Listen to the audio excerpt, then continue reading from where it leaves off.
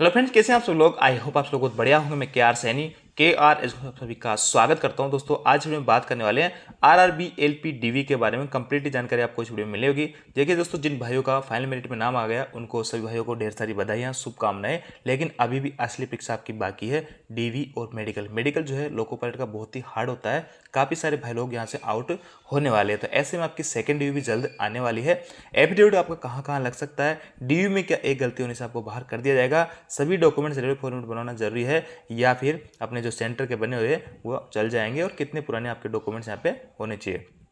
कोलेटर खो गया है, क्या करें। बायोमेट्रिक मैच नहीं किया तो क्या करें, क्योंकि दोस्तों आपकी बायोमेट्रिक भी डीवी के अंदर होने वाली है। कई सारे साथियों के साथ में इश्यू हो जाता है, तो ऐसे में उसका क्या कुछ सोल्यूशन रहेगा, इन तमाम बिंदुओं के ऊपर बात करने वाले हैं। और सेकंड डीवी को लेकर भी अपन बात करेंगे। तो सबसे पहले सेकंड डीवी की बात कर लेते हैं। देखिए दोस्तों, 2018 के अंदर क्या होता है, एलपी की जब भर्ती हुई थी वहाँ पे 1.5 गुना कैंडिडेट्स को फाइनल जो डीवी और मेडिकल के लिए कंसिडर किया गया था। तो यहाँ पे जितने रिक्वायर्ड थे बंदे उनको ले लिया गया, बाकी को आउट कर दिया गया था। तो उन छात्रों का कहना था, कोर्ट केस उन्होंने कर दिया था रेलवे पे, कि हमारा फाइनल सिलेक्शन करना ही नहीं था तो हमारा डीवी मेडिकल क्यों लिया। तो उनको कोर्ट केस के माध्यम से बाद में रेलवे को जॉब देना पड़ा। तो 2018 के बाद में जितनी भर्तियाँ हुई वहाँ पे 1:1 रेशो के आधार पर यहाँ पे डीवी और मेडिकल में पास किया जाता है, डीवी और मेडिकल के लिए पास किया जाता है। वहाँ से जितने भी कैंडिडेट्स जो फिट पाए जाते हैं उनको आगे के प्रोसेस आगे भेज देते हैं। बाकी जितनी पोस्टें खाली रह जाती है उनके ऊपर आपके दोबारा से शॉर्टलिस्ट कैंडिडेट्स जो कुछ एक मार्क्स से रहे हैं, कुछ एक पॉइंटों से रहे हैं, उनको मेरिट कम करके उनका सिलेक्शन कर दिया जाता है। वो सारी चीज़ें यहाँ पे लिखी हुई है, आप देख पा रहे यहाँ पे सिलेक्शन किस हिसाब से होता है वो लिखा हुआ है।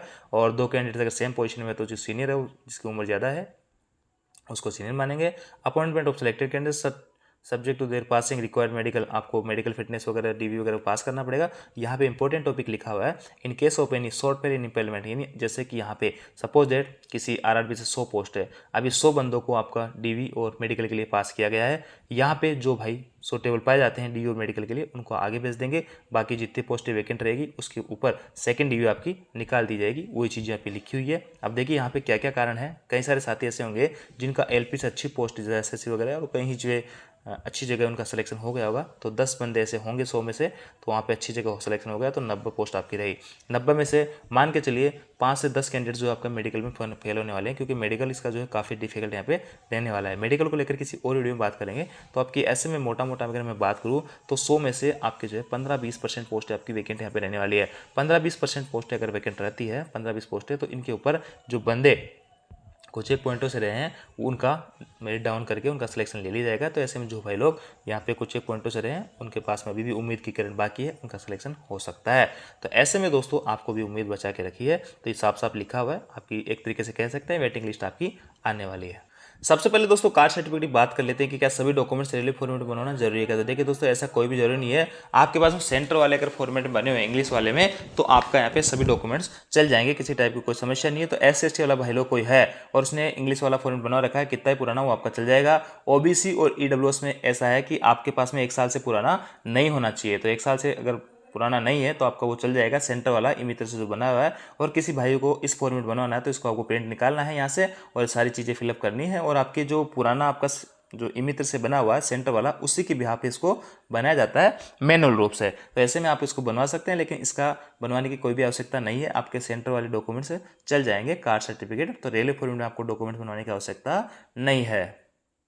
देखिए आरआरबी चंडीगढ़ से जो है शॉर्ट लिस्टेड कैंडिडेट्स किए गए हैं उनकी लिस्ट यहाँ पे दे रखी है और जो इंस्ट्रक्शन है वो भी दिए हुए हैं। सभी आरआरबी से लगभग सेम से इंस्ट्रक्शन रहने वाले हैं। तो इसमें आपको डिटेल से मैं बात करूंगा इंस्ट्रक्शन की। तो देखिए यहाँ पे रोल नंबर वाइज, जैसे कि आपके जो ये 54 कैंडिडेट्स है, इनको 13/10/2025 को मंडे को पहुंचना है और टाइम वगैरह सारा कुछ इसमें दे रखा है। अगर कोई भाई जैसे पर्टिकुलर रोल नंबर है इस डेट को नहीं पहुंच पाता है 13/10/2025 को, तो फिर उसका क्या होगा, क्या उसको डीवी मेडिकल से बाहर कर दिया जाएगा?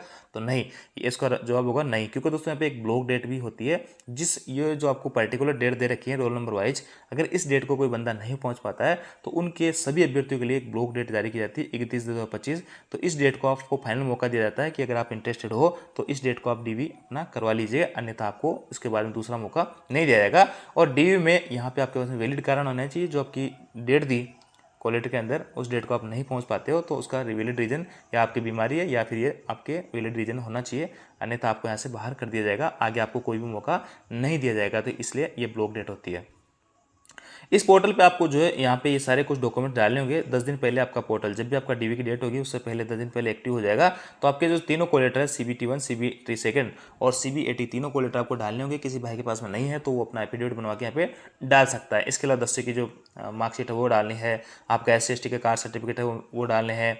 और OBC और AWS वाले भाइयों को ध्यान रखना है, OBC NCL वाले को, कि आपका जब फॉर्म भरा था आपने उस टाइम का और अभी लेटेस्ट में जो नया है आपका जो कास्ट सर्टिफिकेट है वो दोनों ही आपको इस पोर्टल पे डालने हैं। और किसी भाई के मान लो नाम में है, पिता के नाम में, माता के नाम में, अन्य किसी दस्तावेज में वर्तनी में अंतर पाया जाता है। ये नहीं दोस्तों, आपकी जो स्पेलिंग मिस्टेक होती है, आपके मार्क्स है, आपके पासिंग ईयर है, आपकी किसी भी टाइप की कोई समस्या है जैसे कि, तो उनके लिए आपको जो है यहाँ पे एफिडेविट लग सकता है। तो एफिडेविट लग जाएगा आपका एक स्पेलिंग मिस्टेक में, माता पिता खुद के नाम में, कहीं पे मार्क्स में आपने गड़बड़ कर दी, कहीं पे आपने पासिंग ईयर गलत डाल दिया, या आपकी छोटी मोटी कोई गलतियां हैं स्पेलिंग मिस्टेक वगैरह, उनके लिए आप एफिडेविट यहाँ पे लगा सकते हो, उनके लिए भी आपका एफिडेविट लग जाएगा।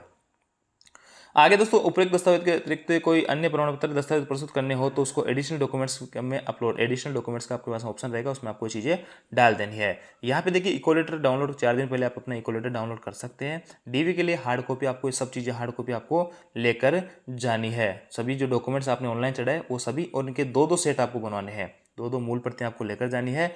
और इक्वलेटर का प्रिंट आउट, वैध नवीनतम पहचान पत्र, तो आपके पहचान पत्र, अधिकतम अधिमानत 2 मूल पहचान पत्र, जैसे आधार कार्ड, पैन कार्ड, ये सब चीज़ आपको लेकर जानी है।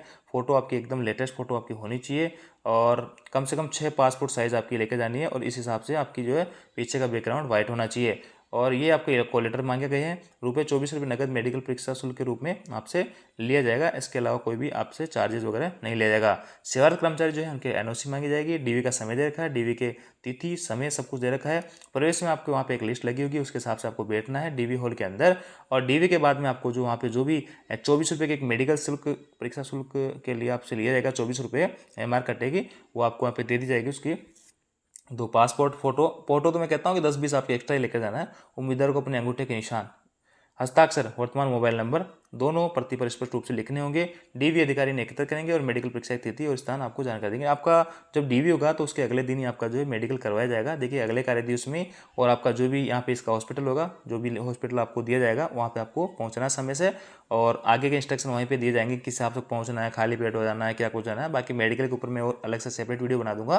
तो ये सब चीज़ें आपकी करवाई जाएगी, एकदम फ्री होगा। लेकिन कहीं पे इन केस अगर रेयरली कहीं पे CT स्कैन, अल्ट्रासाउंड वगैरह की सुविधा नहीं है किसी हॉस्पिटल में, तो उसके लिए किसी प्राइवेट लेबोरेटरी में अगर कराना पड़ता है तो उसका चार्जेस भी आपको देना पड़ सकता है। और आपका रहने खाने का जो खर्चा है, 2-3 दिन स्टे करने का, मेडिकल के दौरान टाइम लग सकता है, ऐसे में वो आपको खुद को ही वहन करना होगा। तो इस हिसाब से आपको प्रिपेयर होकर जाना है। अब देखिए दोस्तों, RRB LP के जो डॉक्यूमेंट्स वेरिफिकेशन है उससे रिलेटेड और कुछ डाउट्स है जो काफ़ी सारे दोस्तों ने कमेंट्स वगैरह के माध्यम से पूछा है, तो यहाँ पे उसके ऊपर बात करेंगे।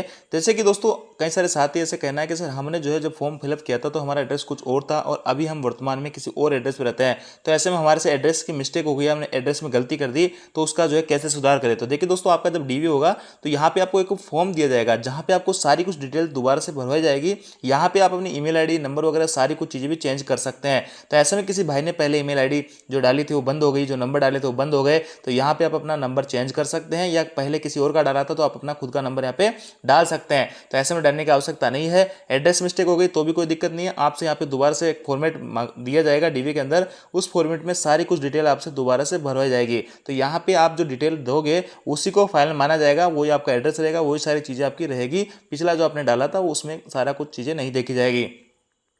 नेम मिस्टेक वगैरह आपने मैंने बता ही दिया कि किसी भी टाइप का नेम मिस्टेक है, फादर मदर नेम में, आपके खुद के नेम में, तो डीवी आपका जो है वो लग जाएगा। एफिडेविट, आधार कार्ड है, आधार कार्ड में भी आपका जो है नेम वगैरह है, उसको अगर किसी टाइप की मिस्टेक हो गई थी तो उसको आप करेक्शन करवा सकते हैं आधार कार्ड में, तो उससे भी कोई बड़ी समस्या आपकी नहीं आने वाली है। मार्क्सशीट मिस्टेक के लिए आपका एफिडेविट लग जाएगा, जैसे पासिंग ईयर है, मार्क्स आपने गलत डाल दिए, सब्जेक्ट आपने गलत डाल दिया और कुछ चीज़ें हैं, तो उसके लिए एफिडेविट लग जाएगा।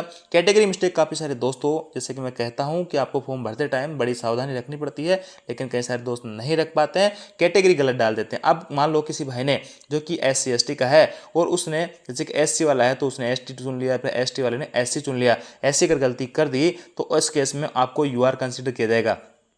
अगर आप UR के कट ऑफ पास कर रहे हो और आपने अपनी कैटेगरी का कहीं भी फायदा नहीं, याद रखना, अगर एक भी आपने अपनी कैटेगरी अपना फायदा ले लिया कहीं भी किसी भी जगह, तो आपको अपनी कैटेगरी के अंदर ही कंसिडर किया जाएगा। और अगर आप उस कैटेगरी में आपने गलत चुन लिया कैटेगरी को लेकर, तो वहाँ पे आपके साथ कुछ भी हो सकता है, आपको बाहर भी किया जा सकता है।